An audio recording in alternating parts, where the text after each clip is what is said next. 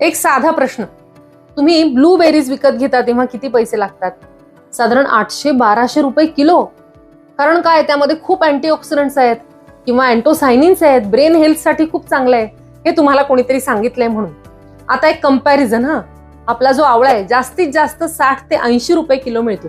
त्यात पण अँथोसायनिन्स आहेत, अँटीऑक्सिडंट्स भरपूर आहेत आणि व्हिटॅमिन सी तर ब्लूबेरीपेक्षा तब्बल 200 पट जास्त आहे. मग आपण ब्लूबेरी का खातो?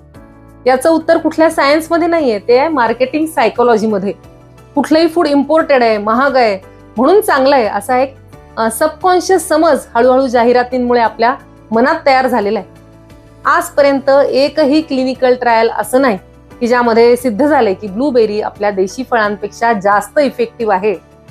आयुर्वेदात हजारो वर्षांपासून सांगितलेलं आहे की आवळा रसायनांमध्ये श्रेष्ठ आहे, म्हणजे तुमच्या सगळ्या धातूंना पोषण देणारा, अँटी एजिंग, इम्युनिटी, पचन सगळ्या गोष्टी एकाच फळात मिळतात. जे स्थानिक आहे ते आपल्या वातावरणासाठी, आपल्या शरीरासाठी सगळ्यात बेस्ट आहे. म्हणून पुढच्या वेळी इम्पोर्टेड सुपर फूड विकत घेण्यापूर्वी आधी आपल्या स्वयंपाकघरात एकदा नजर टाका, उत्तर तुम्हाला तिथेच सापडेल.